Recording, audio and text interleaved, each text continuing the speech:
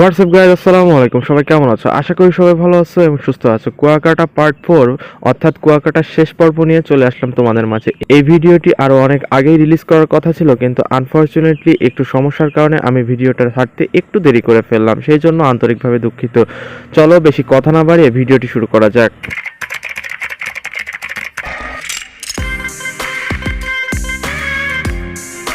Hello বন্ধুরা, welcome back. এখন আমরা চলে এসেছি কুয়াকাটার সমুদ্র সৈকতের সব থেকে আকর্ষণীয় জায়গাতে।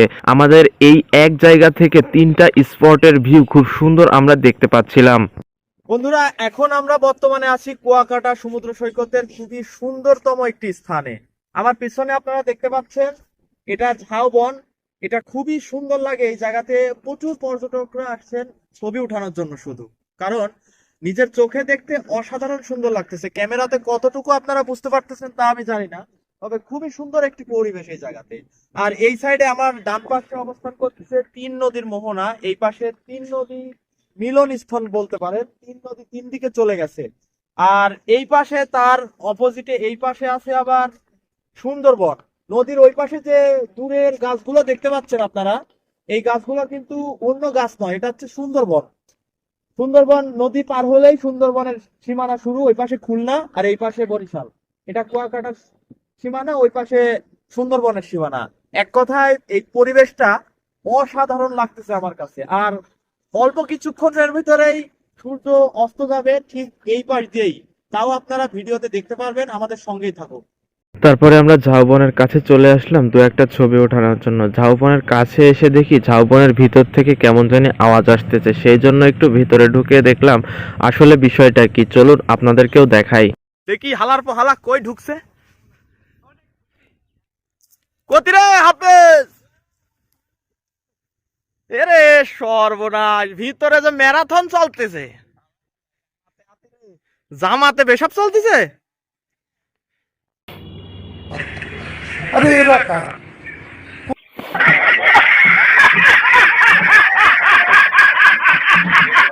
কবির ভাই, আপনাকে তো সারাদিন খুঁজে পাচ্ছি নি, কোনে হারাই গেছেন আপনি?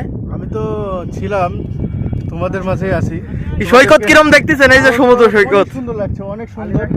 এই সামনে এইটা হচ্ছে ফাতরাচর, আর এইদিকে হচ্ছে 3 নদীর মোহনা। তো আমরা এটাও বললাম, 3 নদীর মোহনায় গেলাম। আমার কাছে অনেক সুন্দর লাগছে। ধন্যবাদ।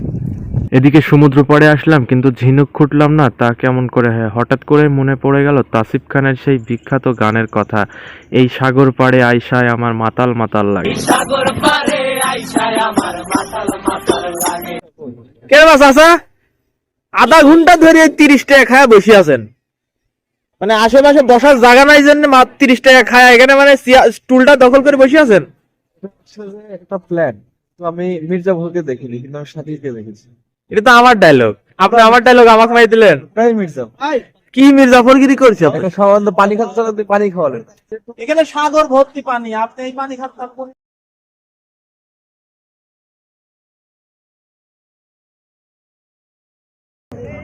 দেওয়া লাগবে কত চাচা তাই বলেন?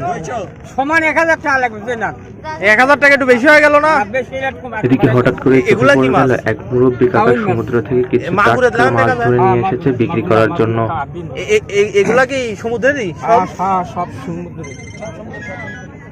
কাকু আমাদের মাছ দিল না, আমরা এখন চল্লা যাইতে আছি। তারপর আমরা অপেক্ষা করতেছিলাম সেই মধুক্ষণের জন্য, কখন সূর্য অস্ত যাবে এবং নিজের চোখে দেখব সূর্য ডোবা সমুদ্রের পাড়ে বসে থেকে। আর এই ফাঁকে সামান্য একটু বিনোদন নিচ্ছিলাম নৌকার পূর্বশ থেকে।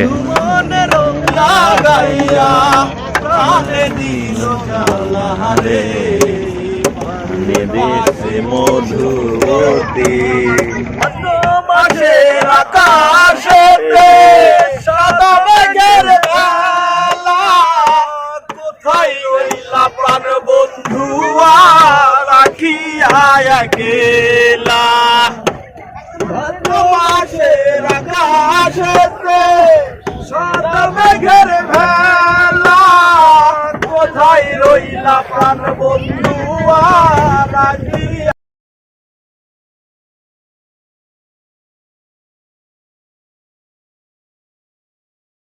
অসাধারণ সুন্দর লাগতেছিল। সূর্যের আলোর পানির উপরে পড়ে পানির কালারটাও লাল হয়ে গেছে। আর এই অসাধারণ সৌন্দর্য পাড়ে দাঁড়িয়ে উপভোগ করতেছে হাজার হাজার পর্যটক। দেখতে দেখতে কয়েক মিনিটের ভিতরে সূর্য চোখের সামনে অস্ত চলে গেল। মনে হচ্ছে পানির ভেতরে ডুবে যাচ্ছে এই সূর্যটি। সত্যি অপরূপ একটি সৌন্দর্যের সাক্ষী হয়ে গেলাম।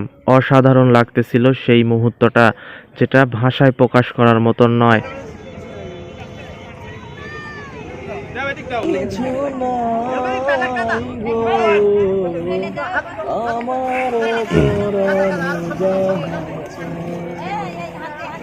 তারপরে আমরা সূর্য অস্ত দেখে সেখান থেকে রওনা দিলাম শুটকি পল্লীর উদ্দেশ্যে। এদিকে শুটকি পল্লীতে যাওয়ার পথে আমাদের প্রাইভেট মামার প্রাইভেটের অবস্থা তো খারাপ হয়ে গেছে, বালুর মধ্যে পুঁতে গেছে। তারপর সবাই মিলে টেনে আবার গাড়িকে উপরে তোলা হলো।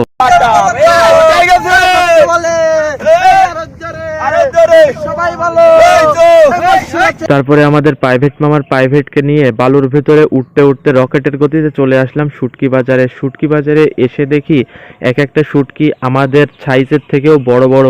শুটকি দেখে তো অবাক হয়ে গেলাম, এত বড় বড় মাছকে শুটকি করে রেখে দিয়েছে তারা। তবে এই শুটকি পল্লীতে বেশিক্ষণ আর সময় দিতে পারলাম না, সময় স্বল্পতার কারণে। অলরেডি তখন সন্ধ্যা পার হয়ে এশার আজানের পথে চলে গেছে। এই জন্য খুব একটা সময় না দিয়েই হালকা পাতলা ঘোরাঘুরি করেই চলে গেলাম মাছ বাজারের উদ্দেশ্যে। তারপরে আমরা রকেটের গতিতে চলে আসলাম কুয়াকাটা মাছ বাজারে। এখানে এসে দেখি বিভিন্ন সামুদ্রিক মাছে ভরপুর। কেজি কত চাচ্ছেন? এটা কি টোনা? এটার কেজি কত? 280 টাকা। এটা কি মাছ? এটা 100 লেবু। এটা কত? এটা খুব সাদা একটা মাছ। এটা এটা একাই লড়াচড়া করে, মনে হচ্ছে এখানেই দড়ি বেড়াবি। না রে একটু নেই। এটা কত? 520 টাকা কেজি। এটা ওটা রুই, 520 টাকা কেজি। মাশাআল্লাহ মাশাআল্লাহ।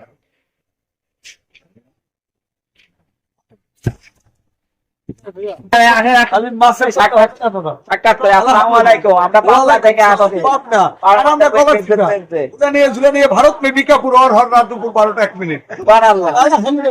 আবার দেখা হবে। আমার খাইতে সেই লাগে, কিন্তু এখন না, ওই যখন বেচতে দিবে তখন।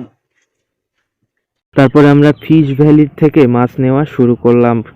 ফিশ ভ্যালি ফেসবুকে একটি পেজ আছে, আপনারা চাইলে সার্চ দিয়ে দেখে নিতে পারেন। ইনারা সারা দেশে হোম ডেলিভারি করে থাকেন এই সামুদ্রিক মাছগুলা। ফিশ ভ্যালি টাকার ভিতরে তো আর গলদা রাখতে পারবো 1480 টাকা। আপনার জন্য আরো ছাড় আছে যদি বেশি করে নেন।